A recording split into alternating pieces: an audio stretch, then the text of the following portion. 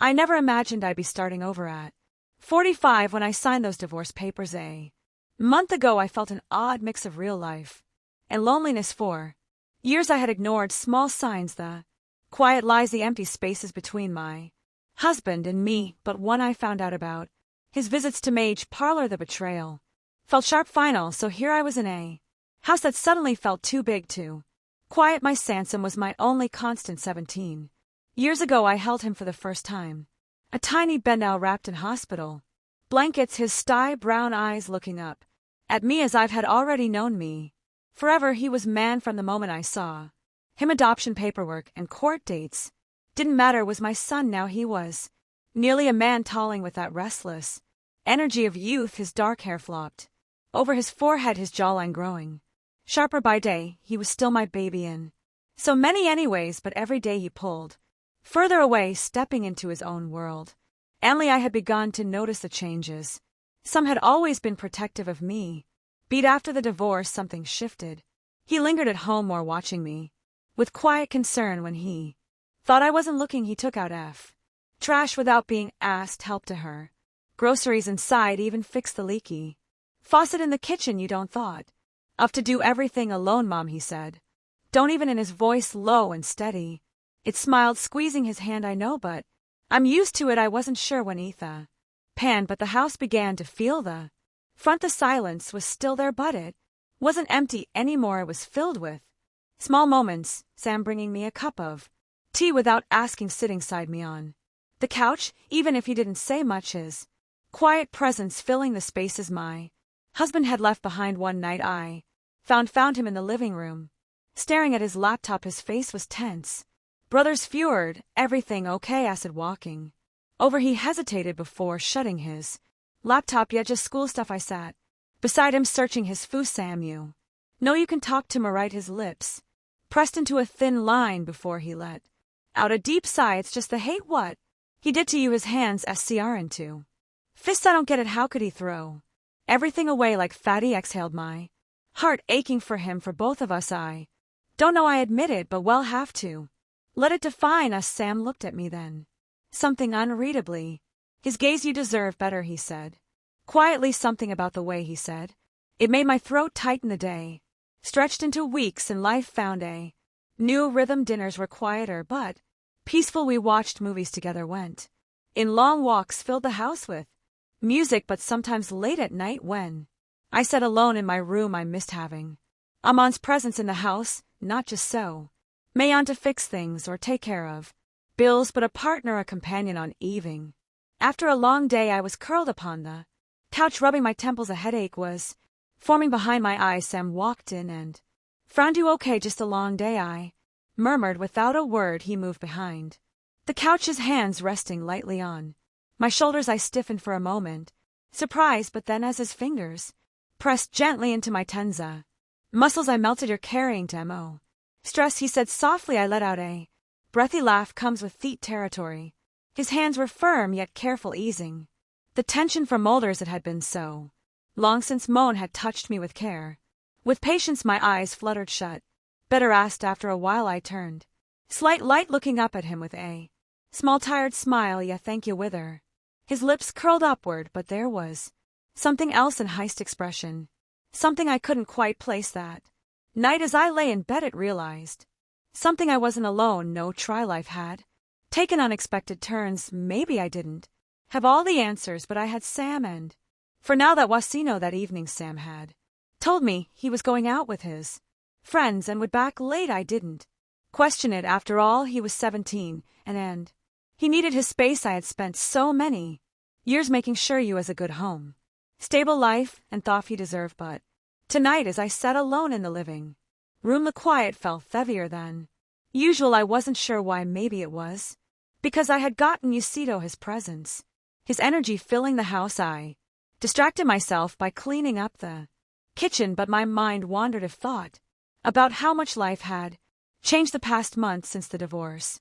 It still felt strange not having another adult in the house, someone to talk to. Inflate hours just as I was about to settle on the couch with a bookie. Hard front door open. I frowned, glancing, caught the clock was supposed to be out for hours, but it had only been 40 minutes, Sam I see it outstepping.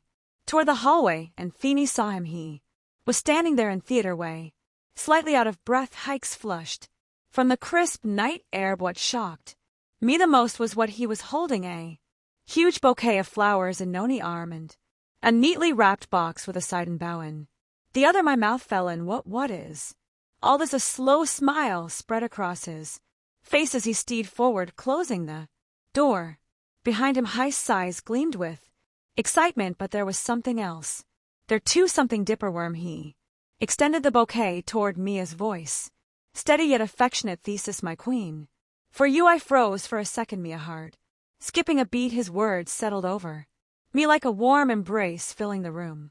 With some of and desk roll I took the flower, my fingers brushing against his. Sam, this is beautiful, but why? He said. Nothing, just set the gift box gently on the floor, up in it, he urged, his voice softer. No, carefully, my curiosity burned. Kneeling down I carefully untied the ribbon, lifting the lid, and then, gasp inside, nestled in a cozy blanket, was a tiny golden Labrador puppy. Tears instantly wet in my eyes, my breath hitched, mes tightening with emotion. I could barely believe what I was seeing. Oh my God, Sam, my voice broke as I lifted the pup into my arms, feeling its tiny heartbeat against my chest. It was warm, soft, and so incredibly perfect. I had wanted a dog for as long as I see. Remember, ever since I was a child I had dreamed of having one, but life highway gotten in the way. First it was Mistrick, parents who never allowed Paton marriage. Then raising Sam and THDH, weight of responsibilities. I had pushed that dream aside so many times, convinced that some things were simple, not meant to be, but Sam remembered it, looked up at him, tears spilling onto my kicks. You got this for me, he nodded, his smile growing wider. Yeah, I remember you telling me once, ages ago, that Avery's wanted a Labrador. I figured it was time you had something that Makisu. Happy EY let out a shaky laugh, holding the tiny puppy cloth at Nell DTO, my neck, already comfortable, already home. My heart felt so full it might burst. I don't even know what to say, he whispered. This is the sweetest thing Nguyen has ever done for me. Sam steeped closer, his expression growing.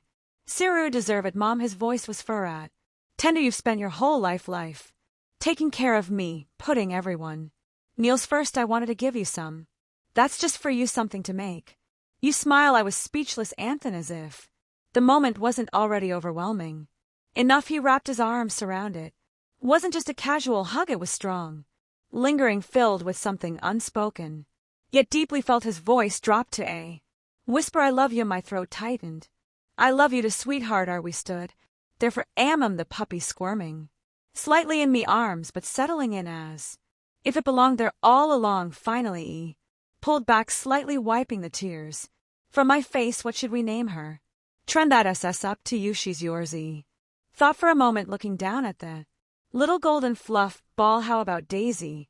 Zam chuckled. Daisy, I like it. The rest off the night felt like a dream. We sat on floor together watching Daisy explored her new home, her tiny POS patting across the carpet. Sam kept stealing glances at me as if making sure was still happy, still glowing from the surprise, and I was more than he could have her know. For the first time since the divorce, the house felt whole again, not because a man was there, but because love was, and it had been all along. I sat on the living room floor, cross-legged, my heart still fluttering from the evening zoo. Prize Daisy, the tiny golden Labrador puppy, was bounding around my lap, her of her sized paws making her stumble as she chased after the loose end of my sweater. He giggled, gently nudging her onto her back and rubbing her soft little belly. Let out a contented sigh, her pink tongue peeking out just a bit. I was just in the moment, in the warmth of this little creature in my arms, that I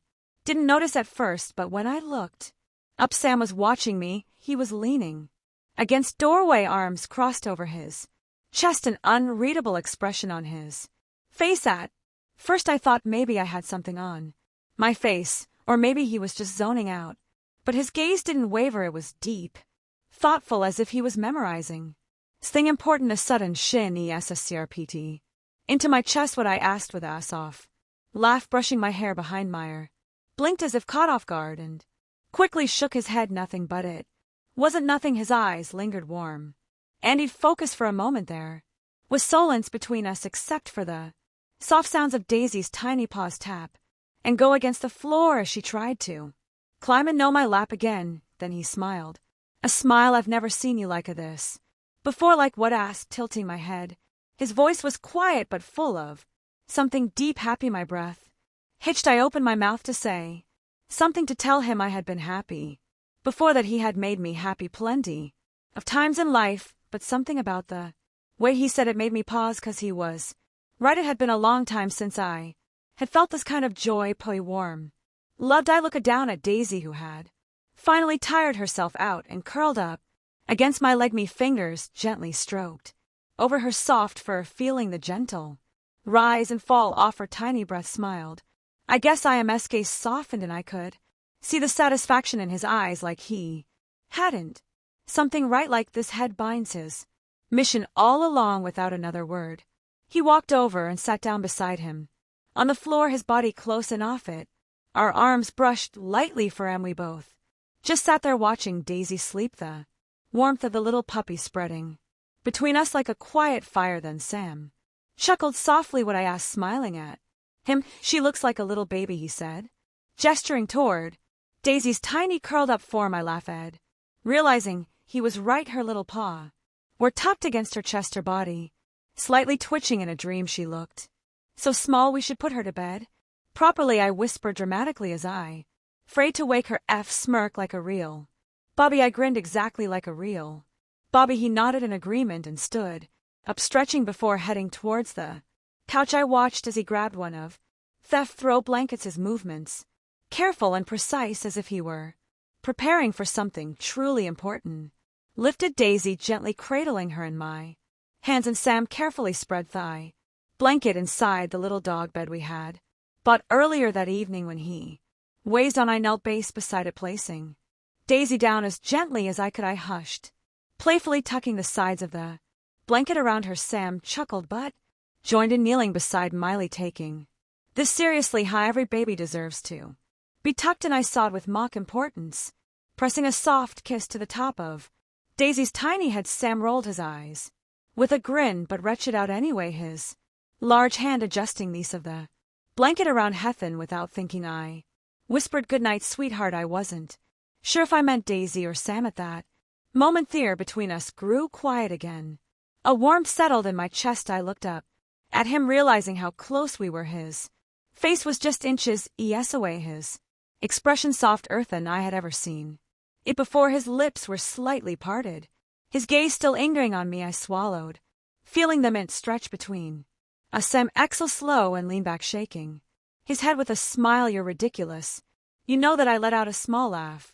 "Maybe a little." He stood up, offering me a hand. Without thinking, I took it. His fingers curled around mine, warm, steady, strong. Ash pulled me up. I stumbled just slight line.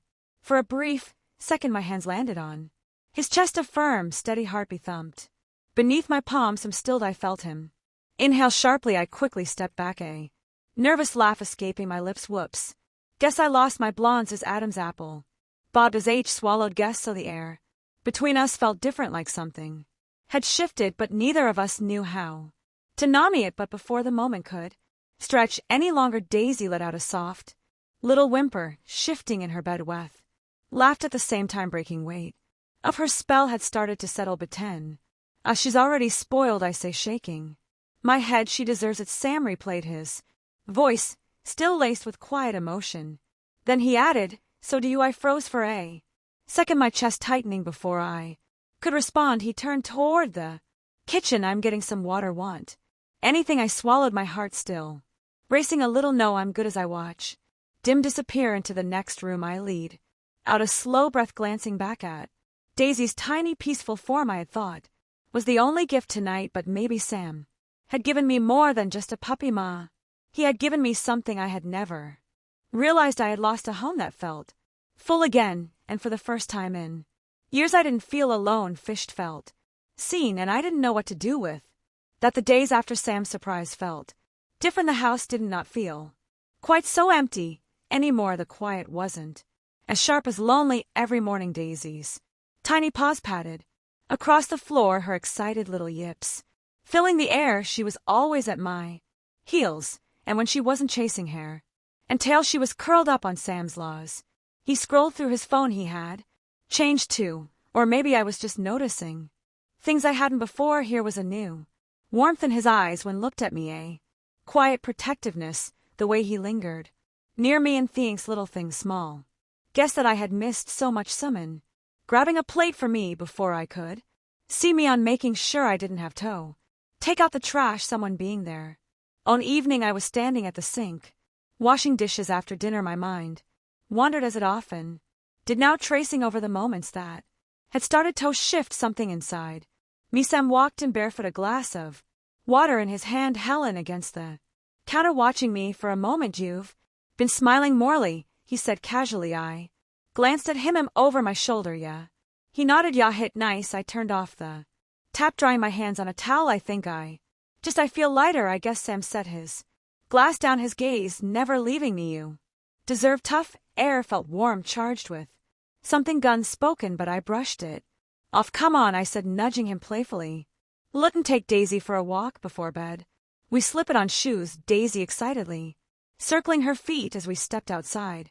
The cool veining air wrapped around us, and for the first time in a long time I felt at peace as we walked side by side. He glanced at Sam, feeling an overwhelming sense of gratitude. I wasn't alone, and maybe I never had been. The night air was crisp as we walked along the quiet street. Daisy, trotting happy, lit us. The stars above shimmered like tiny specks of silver, and the soft TRL of leaves filled the silence between us. It was peaceful, one of the rare moments where the world felt still, like it was holding its breath just for us. Sam walked close beside me, his hand stuck into his hoodie pockets. I could feel his presence, solid and steady, told me way he had been ever since my world turned upside down. For years I had been one taking care of him, guiding him, making sure he felt safe and loved at Eli Lilly. Lately it felt like he had been taking care of me. You doing okay, Mom? He asked, breaking the silence. He glanced at him and smiled softly. Yeah, I think I am. He nodded as if satisfied with it's my answer, and we continued walking. Daisy let out a happy little bark, tugging on her leash as she spotted something in the grass. I chuckled, bending down to scoop her up before Shaku chased whatever had caught her attention. You're a troublemaker, he whispered to her, pressing a gentle kiss to the top of her tiny head. When it looked up, Sam was watching me again, not just watching. Studying, his gaze was warm, thoughtful, filled with something I couldn't quite place what I asked. With a small laugh, adjusting Chi in my arms, he shook his head, a slow smile spreading across his face. Nothing I like seeing you happy. The words settled over like a soft blanket. I swallowed, my heart swelling in my chest. That means a lot, sweetheart. When we got back home, we settled into the couch. Daisy curled up at Buse. The TV was on, but neither of us was really watching. Instead, we just sat there, wrapped in the comfort of each other's company. At some point, Sam shifted closer, resting his arm along the back of the couch. You know, he said after a while, I don't think I ever really thanked you for what for everything has said, simply for giving me a home, for ways being there. A lump formed in my throat. You don't have to thank me for thought, I whispered. You're my son, Sam, lowing you has always been the easiest thing in the world. Smiled, a soft, almost vulnerable look in his eyes, and then without a word, Helen in and kissed my cheek. It was brief, warm, filled with quiet affection, a simple gesture, but one that made my heart ache in the best way. Love you, Mom murmured back against the couch. I reached over, squeezing his handy. Love you to, sweetheart. And for the first time in a long time, I felt Holy wasn't alone. He was home.